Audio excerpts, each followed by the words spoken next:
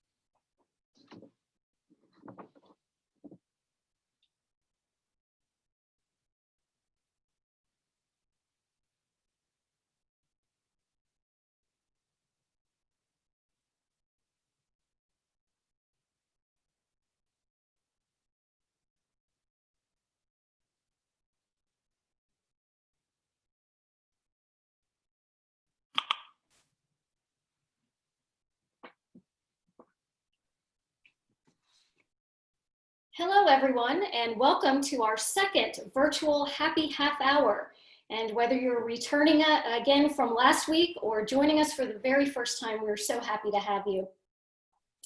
I'm Michelle Richardson, Vice President of Sales Performance Research, and I'm joined by Russ, our Director of Facilitation and Coaching Excellence.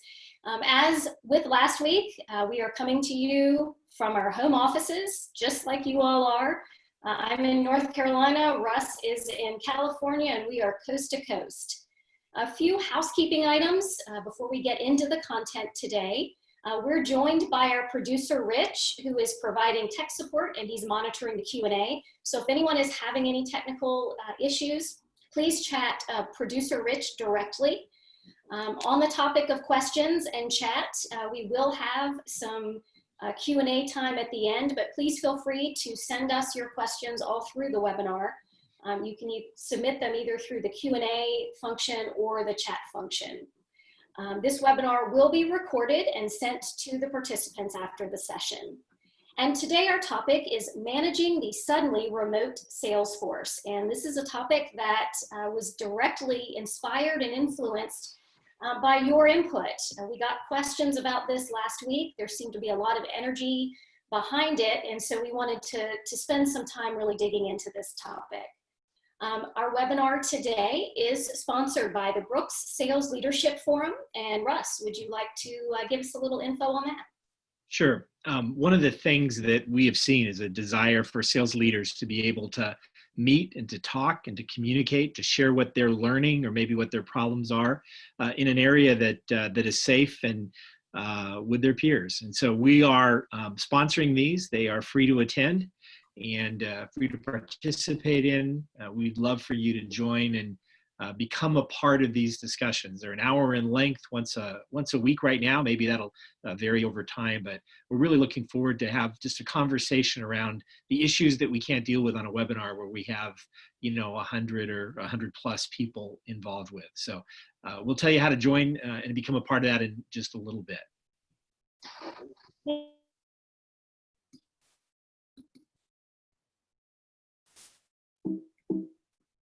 So let's get started. All right. Our topics today really were shaped by the questions, as Michelle said, that were asked last week. We designed these virtual happy half hours for both sales leaders and just salespeople. Today, we're going to be a little bit of both. We're going to talk about how to best manage up in an organization, how to manage your team if you're a sales leader, and then what are the key performance indicators? What are the metrics that we are seeing and recommending that people use to manage a remote and now virtual sales organization where face-to-face calls may not be, or not may not, are something we can't be doing right now. So the first thing that comes as we start to manage up is really around the forecast. In a time of uncertainty, every organization wants to know, what are the numbers going to be? What can we really count on? And I want to just encourage people here, salespeople by nature and sales managers as well are optimists. We have to be, because in a lot of cases, we start with a low probability of being able to win a particular deal, and we work through that to be able to win. We hear no a lot more than we hear yes. And so now in this time where things are uncertain, I want to encourage you that we really need to be focused on what's real versus what we hope would be real. And so in those conversations you're having with your management teams, as much as they want to be able to give you a real explanation in terms of what's the number going to be, I believe it's still really too early. We're seeing public companies withdraw their revenue recognition, revenue guidance going forward. And so we really are trying to encourage folks to have the conversation, but keep clear on what's real and what's not. I'd also encourage you to engage executives with key customers. One of the overwhelming things we're seeing is conversations with customers. And so having your folks who are a part of the C-suite or above you have a couple of calls a week with key customers gives them a chance as well to hear what's happening and to help them as they start to plan and paint the future for your business. And then one of the other key things we're hearing right now is that sales leaders should be having conversations with their management teams about quota and compensation concerns and probably the direction of changes. And I've read a couple of different things. I believe we're in a position right now where we're not ready to make those changes because things are still uncertain. But to have the conversation that your team's morale, your team's motivation is going to be built around their compensation. We're hearing from salespeople they're concerned they're not going to make their annual number, which means it's going to be an impact on their income. And just start that conversation. At best, you can share with your team that you've raised the issue. Maybe at worst, maybe at best, management acknowledges that it's something to be done. And when they have a clear picture, they'll be able to go in and make those changes. Another lesson we've learned from the past, and this comes from some work that McKinsey has been reporting on, is that if you look at past crises, a lot of times companies have made them worse with bad decision-making process. We have an action bias in most businesses.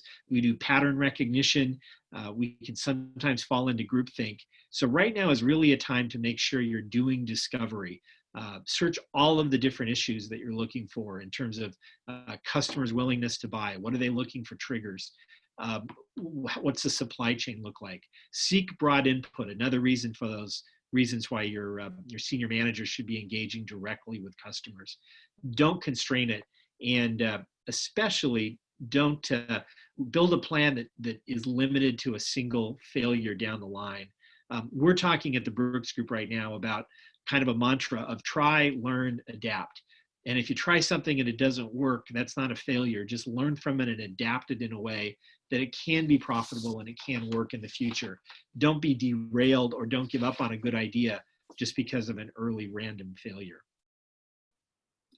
So what do we know about managing your team? A series of just kind of best practices here. Set some time expectations. What are their normal working hours? A lot of organizations we speak with, including at the Brooks Group, we're doing a morning catch-up or a morning call that allows us to just check in and make sure that by 8:30 in the morning, which is the time we start, everybody's up and everybody's working. And then our implementation at the end of the day is to have some kind of a check-in as well, where the reps are giving us a report on, hey, here's a couple of positive things that happened, a couple of issues you should know about or challenges. Just a short, quick email, especially with the point of trying to highlight some positives if there are any. Again, in this time, your reps are not even going to get the normal kind of positive feedback they're used to. And so we need to be able to offer them some chance to reflect and pull out the positives. Another thing we've been seeing is setting up some kind of time to responds, or if you're in the tech industry, service level agreements. How long do you expect your groups at home to be able to answer? A lot of people have the perception, well, they're just sitting in front of their computers. I spoke to one of our developers this week who said, look, I shut my cell phone off because I needed a couple of hours to just really dig in on this project and be able to complete it. So have some expectations in terms of how often you're expecting people to check messages during those normal working hours. And then again, if your culture is such that it's outside of those hours, when will they do that?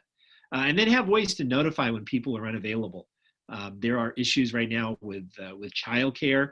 There's issues with people just taking a break for a meal. Maybe the stress is getting to them. They need an exercise, walk around the backyard or walk around the block. And so have a flag or a way that somebody can put up an away message, not for the day, but maybe just for a half hour as they go through.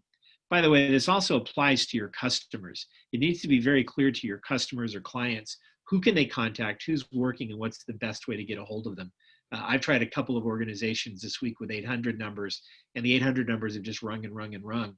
And I get the same message when they answer that my call is important to them, and therefore, leave a message. Make sure you've updated whatever messages are in your PBXs or systems so that you're communicating what's unique about connecting at this time. And Russ, the other thing that I would add, along with even time to response, is the best vehicle or best medium of communicating. So I know here at the Brooks Group, we have email and we have Slack and we have cell phones, and setting expectations for, if you send me an email, the time to respond may be this, but the best or fastest way to get a hold of me, if you've got an emergency, might be Slack or a text message. So, being clear on, again, even with those service level expectations, but what's the best mode of communication given a particular situation. Great point, Michelle. The other thing around your team is a cadence of communication. We spoke early about kind of morning meetings, but we're hearing best practices of things like weekly execution meetings, what's happened during the week, or what's the plan to go ahead for the next week to make sure everyone stays focused. In this time of, as I said, try, learn, and adapt, a weekly creative meeting where people can share what's working, what's not working, what have they learned. This is a time in a lot of ways where we're sort of reconfirming and yet rebuilding, renewing our organizations. And so let's learn the things that we can that are working and stay away from those that aren't. Let's not get stuck in ruts. And in the end of the day that I said earlier, just kind of the quick check-in, what's happened, what's not happened. It gives both you a chance to stay in touch with all of your reps, and it gives your reps a chance to be able to communicate with you. We've run into a number of sales leaders, although less this week than last week, I will admit, who've been called into meetings working on issues that your time is also limited. So this gives them a chance to have that communications link. And then the final one we have is just, stay connected. We mentioned this last week, but I want to do it again. Extra empathy based around the assessment work that you did with the Brooks Group or around personalities. I mentioned yesterday that the influential folks are just kind of overwhelmed with isolation. I can't tell you how many people I've talked to who just say, man, I'm an extrovert and I can't interact with people like I used to. If you're an S, if you're a steady, nothing is steady right now. So they're being overwhelmed by change. So they may need a little more calming and soothing. I's and S's are probably the two most impacted. But we also see D's are overwhelmed that results are down and that things are unclear and they want to take action and they don't know enough to do that. So that can be difficult, especially for salespeople who are used to really driving and making things happen. And I can't tell you how many of you provided comments through the week in the survey about things appearing to be locked up in your industry or people just stopping decision making. And then again, C's, if it's those analytical personalities, they're going to be the ones that are just overwhelmed right now with the amount of data and inconsistency of data coming out about this virus. And so just plan on a little extra time when you have the conversations with your rep to be able to connect with them. Absolutely. And Russ, empathy seems to be the key theme. I've read tons of articles and seen a lot about that. in terms of showing that extra empathy, using the behavior styles to connect with your team, and also looking, along the lines of emotional intelligence and EQ, and kind of getting a sense of how your folks are doing in reaction to the stress of the situation as well, and their ability to flex. Great point. And by the way, the same with the clients. Many of the people we got back from the survey data said they recognize that this is a time to connect, a time for relational strengthening. And a couple of people wrote very clearly, in my industry right now, it is not a time to sell. And so they're telling their reps, back off a little bit, trying to push for the close, and instead use it for relationship building. Now, others of you, your industries are hot. I've spoken to some clients this week who sell into the medical industry, and they can't answer the phone fast enough. And their patients, their customers probably have a different experience. They also need some connection and empathy, although it might be a little closer. So stay connected with them as well. As Michelle mentioned at the beginning, our sponsor for this is the Brooks Sales Leadership Forum, those weekly small group. We're going to try and put about 6 to 8 people in a group, non-competitors, to be able to talk about what they're seeing, what kind of best practices they're having, to raise questions in real time in terms of what they'd like to know more of. Right now, these forums are free to join, free to participate in. So we would really encourage you to email the forum, not the forum, but just forum at thebrooksgroup.com and indicate an interest. And we'll give you some options about when you can connect with people this week. A key part of what we've been doing is taking surveys and gathering data from you. Thank you very much for that, because that shapes these and gives us great insight into what's happening. Michelle, I think you're going to go through some of that data now.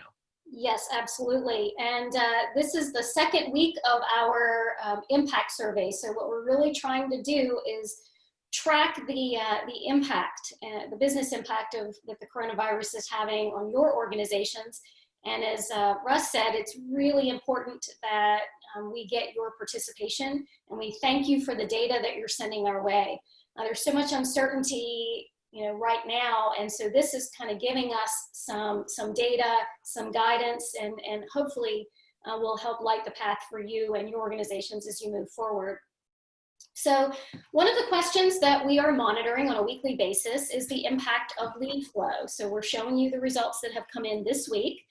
And as you can see, about 90% of you are saying that there's been some kind of decline in your lead flow.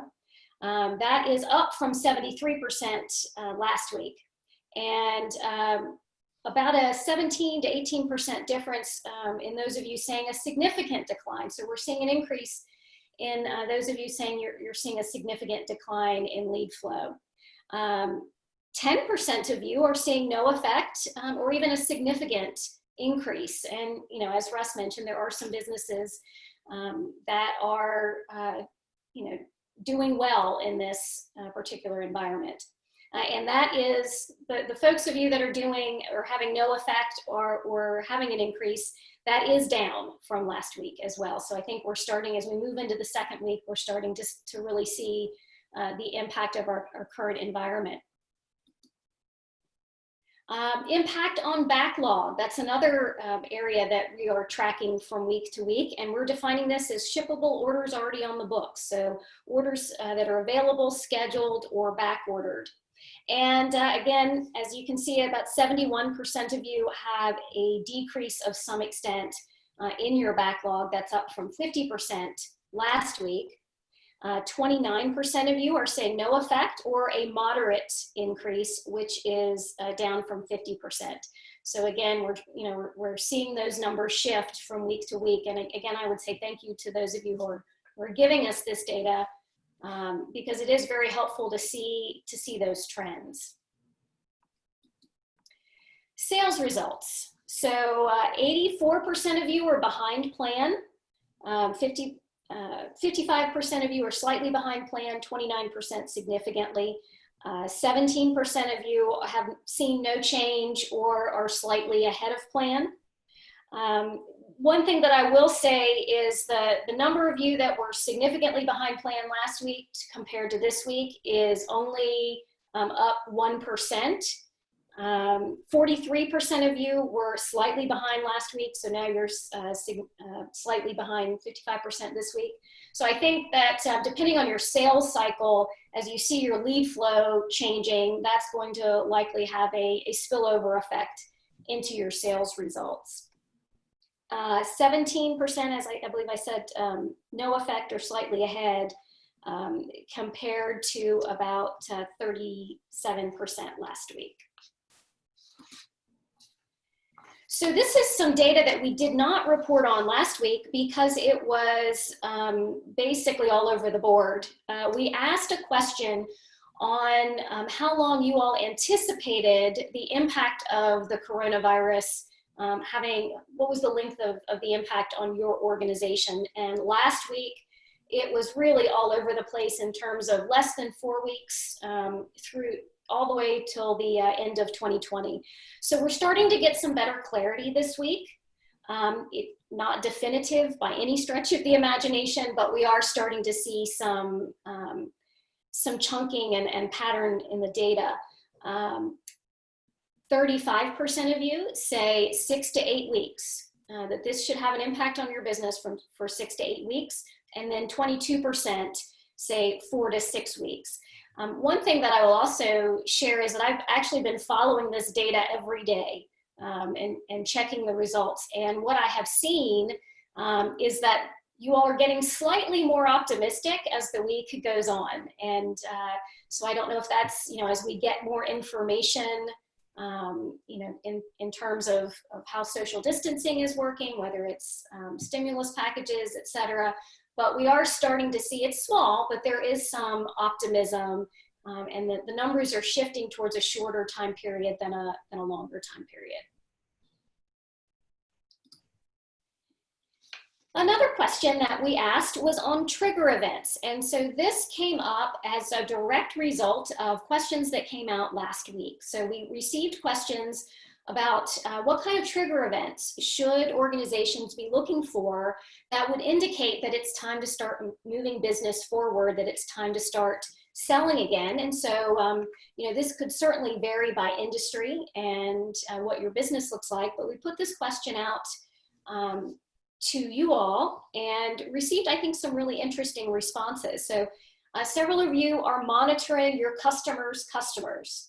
So, when your customers' customers start buying again, then your customers will be ready to start buying again. And I think that's a great trigger to look for. Some of you are assessing your competitors, looking to see what they're doing and how healthy they are. So, we talked last week that unfortunately, some of your customers may not be in existence, but some of your competitors may not either. So monitoring kind of their activity. As well as competitors who may be getting product from abroad. So perhaps their supply chain is coming from another country that may be also impacted. So when they start running out of product, that's an opportunity for you to step in. Some other interesting answers. Once the work at home restrictions are lifted, you feel like you have an opportunity to move business forward when you start having access to more decision makers. And another interesting one, I think we've got some companies out there that are just shifting their focus. So their production capabilities maybe are stalled, so they're shifting to maintenance. So if you're in an industry where you've got equipment production and you've got a maintenance function as well, this may be an opportunity for service and maintenance calls, to kind of tide you over. Another one, and I thought this was a really interesting and very notable, I think, response, and we got this from several of you, and I think Russ mentioned this earlier, which is you're not selling, right? You don't feel like it's a good opportunity to go out and really sell product or service, but you're touching base with your customers. And we're seeing that as potentially letting your customers tell you what the triggers are. So when you check in with your customers, see how business is going, see how this environment is affecting them, and having just those strategic conversations, likely you will understand what those triggers might be, what they're looking for, and when they may be able to buy again. It's a great positioning opportunity, and you may learn more about the timing as well. Michelle, we had somebody ask the question of what is a trigger event? They weren't sure of that in the data. So let me just kind of define that. Um, there is a point at which somebody gathers a sense of urgency to buy. They're not in the market, and then all of a sudden they are in the market. That has, depending upon your industry, is different things. It could be that a lease is expiring, and so therefore that's a trigger for them to make a new purchase. It could be some kind of a maintenance cycle. It could be the product breaking down. It could just be the economy. If you're in construction, you're watching the market overall to see what's happening. That's a trigger event is what are the criteria, or what is the thing that has to happen before all of a sudden they get that sense to buy again. Maybe the inventory is all gone, or the minimum, they pass the minimum point on a kind of a high-low inventory system. So that's what a trigger event is. It's just when do they go from looking to the fact that now they know they've got to make a decision and buy. Great, thank you for that clarification. That was a good explanation. All right, so the kind of the key things that we're gathering from folks through our survey data, through our conversations, is there's 7 different kinds of KPIs or metrics that people are being measured on. The number one thing far and away, and over 80% of our respondents pick this one, is outbound calls and conversations. Whether it's with customers or whether it's with prospects, they're still looking for their reps to be making connection, reaching out, and not just dialing perhaps, but also conversations. What's the conversion rate of, how many dials does it take to reach somebody, and what's the length and depth of those conversations? The second thing that comes up, again, about just over a third of you are requalifying the opportunities that you have in your pipeline, looking for trigger events or other things that you can identify along the selling path to know when that deal, to be able to explain that this particular opportunity is likely going to move to a sell when this happens, or after this happens, or whatever that might be. That's, again, about 35% based on our data. New opportunities, finding new opportunities, defining them, sizing them. That's actually a pretty significant milestone. That's about 64%, almost 2/3 of you are using that. So first it's calls, then number 2 is finding new opportunities and defining them. Even if you can't define when at the moment, it's still important to now take a little bit maybe of the downtime that buyers or people who are implementing projects have to understand what is going to come ahead, what's going to happen as you start to lift based upon what you know now. So that's a good one. Networking contacts, those that are related to your accounts, and new contacts established are big. Together, that's about just over 50%, about 53% of our those surveyed say they're really looking at this as a chance to be able to go broader in organizations. We teach a skill and impact called account mapping for those of you who studied it. Research shows, data shows that in an organization of 200 people, somewhere between 7 and 8 are usually involved in the decision. And from my experience in classrooms, most of the time, sales reps know 1, 2, maybe 3 of those people. So they're using this as a chance to talk about decision making and understanding who else they've got to build relationships with, an account planning mechanism, if you will. 6th is the skill development. This is a time where the skills that we valued a month ago may be different. We've got to build relationships in a different way today. Virtually, sometimes technology is more important. And so they're looking at a time to be able to say to their reps, hey, if you've got some downtime, here's an area where you might want to dig in and learn some more. How do you better prospect digitally? How do you better position yourself so that you can be seen as a strategic resource for your customers, as opposed to just somebody who's always trying to sell them something? How do you present the right image that helps build to that position? We at the Brooks Group have launched a series of new micro modules this week. You can find them on our website that help you with those different abilities. The ability to set up your office and to make face-to-face contacts without necessarily using Zoom. Just what are the free tools out there, and then to both prospect and to position. And then finally, you ultimately measure salespeople based on sales. Right now, just over 40% of you are using that as the metric. What are you bringing in the door, and what are you accomplishing for the organization right now? So we are at almost the half hour. Russ and I, though, will stay on and take any questions that come in. If you're able to stay with us, please do so and we'll answer questions. If not, you will get the recording and any additional questions that we cover. So during the Q&A, please enter your questions in the Q&A window or chat them to us through the chat functions. And while those questions are coming in, just immediate best practices to implement. We talked about managing up and being accurate and realistic on your forecasts and how to engage your executive stakeholders. Defining clear expectations with your team, calendar, communication, setting the appropriate expectations for availability and response time.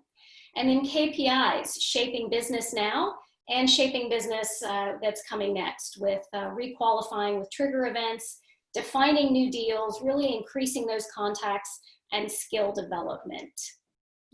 So we've had a question come in about the collections side of the business. It is highly anticipated that, especially if your customers are smaller businesses, or resellers, those kind of folks, that you're going to see a real slowdown in pay. And that's a tricky one. I don't think there's one universal rule. The only guidance I've sort of seen from best practices so far is just an awareness that your customers are going to struggle with this, and where possible, some companies are extending terms. I think there's about to be a lot of information. Just before our call, it appears that the U.S. House of Representatives has approved the stimulus bill. It's supposed to be signed later today. So small business organizations, if you have resellers, you might become a resource for them in terms of, hey, here's how you apply. Here's where you look for grants. Here's where you can look for money. I think that's a kind of a one-time set it up on your website and then let people know that that's available. And then after that, you're going to be, as salespeople, pinched between your corporate needs for cash and your client's ability to pay. So I would say just stay close to them and remember that always something is better than nothing when it comes to a receivable. So even if they just start paying a little bit, that's good. Had a couple of other questions come in as well. What's the best value proposition right now to non-tech prospect accounts? I think there's two, and I'm going more from just sort of gut feel than hard data that I've seen right now. I think if you're, the closer you are to the critical mission of the organization, the better. So your people need, from a value proposition perspective, to understand in this time of everybody getting laser focused on things, can you help them achieve that in a better way? If you can, that's a great value proposition. If you can't, understanding kind of that you don't, and therefore using it to build relational value, using it to build your ability to be a resource is good, with the idea that when they do open up to those non-mission critical tasks, you can lock in. That also varies by segments. We're seeing a lot of work around segments and what best segments can you work on. By the way, Michelle, I think mentioned this, but these are designed for a half hour. We're willing to stick around as long as people want to ask questions. So if you have to go, please know that we'll be back up again next Friday, same time, and continue to answer those questions. Just got a comment from one of our folks that as it related to the collections question a minute ago, they're doing one additional call into accounts payable, confirming before they ship the order, it appears, that they can pay and that everything's ready to go. So they're doing a little more pre-qualification. That financial background credit check you did may or may not work right now. Metrics. We asked a question about the best method to measure and assess calls. We have, again, through a part of our sales management program, have a form that we use that measures the activities and asks people to complete that. But I think in general, you can do spreadsheets, Google Sheets or Google Documents, whatever particular tool you use for people to use and to complete and to fill out. That you can, in some cases, use reports coming out of your CRM if you're so set up. I don't know how easy different CRMs are to add additional KPIs, but that could be another tool as well. Russ, we have a question on should we be hiring new salespeople right now? They're not significantly adversely affected yet, and we're planning on growing for anticipated sales growth. If you're not, so this is a tough question. If you're not being affected, there's no reason not to continue to grow. In fact, I think that the opportunity for the economy to have companies that are functioning and moving is really great. I think you should at least be continuing the interview process, finding who your good candidates are. One thing I would caution is be careful for people who are furloughed, because they may, when their company comes back, jump to the old company. So understand for sure if they're really looking for a job or they're just looking for a filler. But I think those of us who are selling and driving this economy, as I said last time, sales is going to pull us out of this. So if your company is stable and growing, I would say continue that process. We had a question on what do you do with reps who start to struggle with the new normal and become negative? Boy, resiliency is important, and that's a part of the leadership process. And if anything, this new normal, the difficulty in selling, is kind of what it typically is in sales, but just magnified. I've been in organizations where you've got somebody who's disgruntled or unhappy on the sales side. I think you do it the same way. I think you have the one-on-one conversations. You try to get them to implement to the KPIs. If you set your KPIs well, they're going to start to see some levels of success, and even communicate throughout your organization kind of what's happening. People may be dialing 50 times, but they may only have 5 calls a day as opposed to other metrics. So help people understand where they are succeeding. But if people just go really negative, then we manage through those in the old normal, if you will. Give people a little more room. I was just saying to Michelle afterwards that it feels for some reason like it's more comfortable this week in this new normal than it is last week.